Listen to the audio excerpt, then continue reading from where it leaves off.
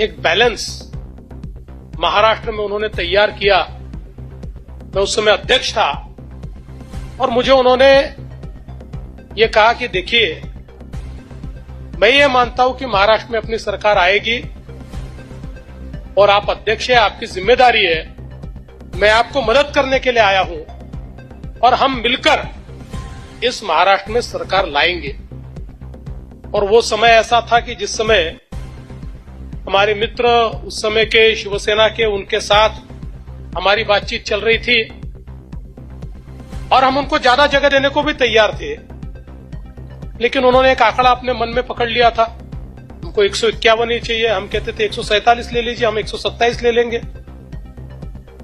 और ऐसे समय जब यह ध्यान में आया तो दृढ़ता के साथ भाई साहब ने अमित भाई से बात की। किस प्रकार से तो नहीं चल पाएगा। अमित भाई ने प्रधानमंत्री जी से बात की और फिर यह तय हुआ कि अगर 147 और 127 ये फॉर्मूला होता ना बचे हुए हमारे छोटे दोस्तों को, तो अब अलायंस होगा, नहीं तो नहीं होगा। ये जब तय हुआ तो भाई साहब जानते हैं, केवल भाई साहब, मैं और अमित भाई तीन ही लोग कॉन्फिडेंट, प्रधानमंत्री जी तो थे ही, तीन ही लोग कॉन्फिडेंट थे कि हम लड़ सकते हैं। बाकी पार्टी में कोई कॉन्फिडेंट नहीं था। सब लोग ये मानते थे कि क्या फैसला आप लोग कर रहे हैं। भाई साहब ने मुझे कहा चिंता मत करो, फैसला करना है और अपन चुनकर आएंगे। ये इनका विश्वास था कि जिस विश्वास के कारण हमने शिवसेना को अल्टीमेटम दिया। हमने कहा अगर 147 पर आप लड़ना चाहते हो, हम आपके साथ हैं, साथ में लड़ेंगे। हम 127 लड़ेंगे, हम दोनों के अच्छे चुनकर आएंगे, 200 से ज्यादा लोग चुनकर आएंगे। आपका मुख्यमंत्री बनेगा, हमारा उप मुख्यमंत्री बनेगा। पर शायद विधि का विधान ये भी था कि मुझे मुख्यमंत्री बनना था, इसलिए उन्होंने कहा नहीं, हमारे युवराज ने घोषणा की 151 की, एक सीट कम नहीं करेंगे। वो बिल्कुल कौरव वाले मूड में आ गए, 5 गांव भी नहीं देंगे। उन्होंने कहा 5 गांव नहीं देंगे तो श्री कृष्ण है हमारे पास, हम भी लड़ाई लड़ लेंगे।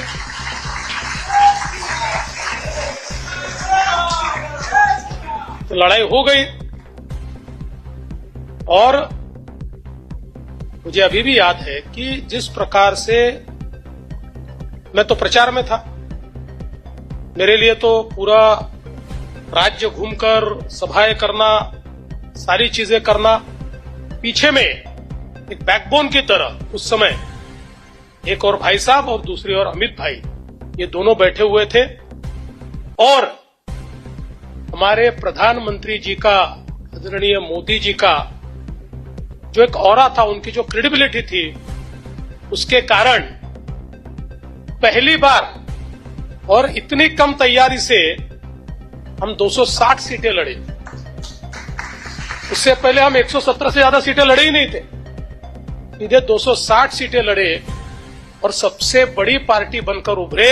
और तब से लेकर अभी तक तीनों चुनाव में 100 पार करने वाली इस महाराष्ट्र की पिछले 30 साल में कोई पार्टी होगी तो भारतीय जनता पार्टी। और निश्चित रूप से आदरणीय प्रधानमंत्री जी, आदरणीय हमारे अमित भाई के साथ साथ इसका श्रेय अगर किसी को जाता है तो हमारे भाई साहब को जाता है। ऐसा कहते हैं कि जो पारस होता है वो जिसको छूता है उसका सोना बनता है। अभी उसका एक उदाहरण आपको बताऊं, ये हमारा अभिमन्यु पवार बैठा हुआ है।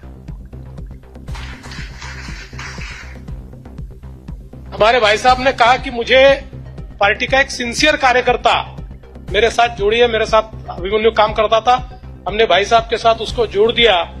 उसने ऐसी ट्रेनिंग ले ली भाई साहब से कि 2019 में एमएलए बन गया और अभी वापस एमएलए बन गया। आगे भी बनेगा, कोई प्रॉब्लम नहीं। जब तक तुम पर उनका आशीर्वाद है और सबका आशीर्वाद है तब तक बनोगे, और मार्ग से भटकोगे तो घर जाओगे।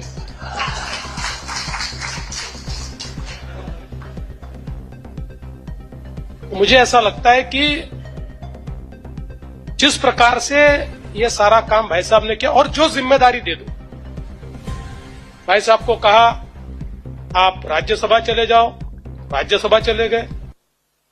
भाई साहब को कहा आप गवर्नर बन जाओ, तो भाई साहब गवर्नर बन गए।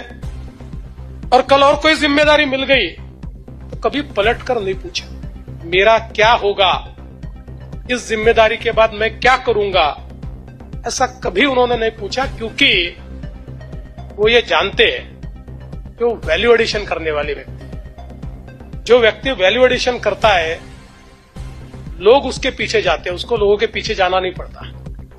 और उसी प्रकार से भाई साहब जहां जाते हैं वह दूध में शक्कर का ही काम करते हैं, दूध को मिठाई करते हैं। इसीलिए आज जब हम लोग उनका सत्कार कर रहे हैं तो मैं ऐसा मानता हूं कि यहां पर बैठे हुए ऐसे कम से कम 100 लोग होंगे कि जो भाई साहब के अलग अलग तरीके से उनके व्यक्तित्व के बारे में बोल पाएंगे।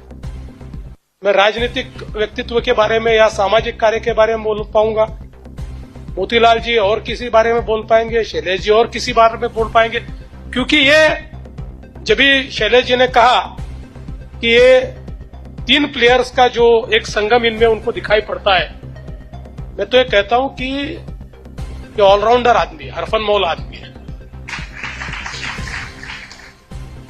और सबसे बड़ी बात है कि जो आदमी एक विचार से काम करता है और बिना किसी फल की चिंता से काम करता है, उसमें एक अलग ही आत्मविश्वास होता है। वो आत्मविश्वास आपको भाई साहब में दिखेगा। ये आदमी कभी चिंतित घबराया हुआ ऐसा आपको नहीं दिखेगा। तो आप कितने भी घबराए हो, कितनी भी चिंता में हो, आप भाई साहब के पास पहुंच जाओ, आपकी चिंता के ऊपर एक जवाब उनके पास से आपको मिल सकता है। ये उनके व्यक्तित्व की खासियत है। इसीलिए आज जब उनका स्वागत और सत्कार करने का अवसर मुझे प्रदान किया तो मुझे बहुत खुशी हुई कि मैं उनका सत्कार कर पाया। और हमारा जो राजस्थान ग्लोबल फोरम है एक ऐसा मंच है जो अलग अलग प्रकार के सामाजिक कार्यों के माध्यम से बहुत अच्छा कार्य इस फोरम के माध्यम से होता है। और विशेष रूप से हमारा जो मुंबई और महाराष्ट्र में रहने वाला राजस्थानी समुदाय है, हम उनको मारवाड़ी कहते हैं। आप मारवाड़ से हो कि कहां से हो मुझे मालूम नहीं, पर एक कॉमनली मारवाड़ी कहते हैं। और हमारे यहाँ तो कहते हैं जहां न पहुंचे बैलगाड़ी वहां पहुंचे मारवाड़ी। तो बहुत मेहनत के साथ खड़ा हुआ ये समाज आज हमारे महाराष्ट्र की अर्थव्यवस्था में, महाराष्ट्र के विकास में एक बहुत बड़ा योगदान हमारे राजस्थानी भाइयों बहनों ने यहां पर किया है। और अब तो ये 3-3, 4-4 पीढ़ियां यहां हो गई। इनमें से कई लोग तो ऐसा मराठी बोलते हैं कि मुझे भी शर्म आती है कि मेरा मराठी इतना अच्छा है कि नहीं है।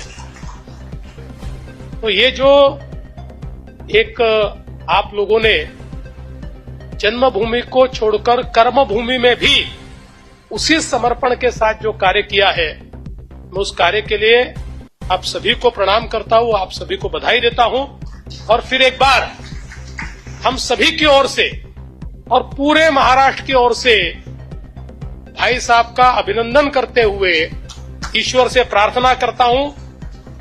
भाई साहब 73 इयर्स के आपने क्यों बता दिया भाई, दबते थोड़ी है, आपने बता दिया 73 इयर्स के। तो मैं तो ईश्वर से प्रार्थना करता हूं कि इसी प्रकार से बार बार भाई साहब का स्वागत और सत्कार करने का अवसर हमको मिले। और जब भाई साहब 100 साल के हो जाए तब हम सब लोग उनके सत्कार में उपस्थित रहे। ये आशीर्वाद ईश्वर हमको दे, इतनी ईश्वर के चरणों में प्रार्थना करते हुए अपने शब्दों को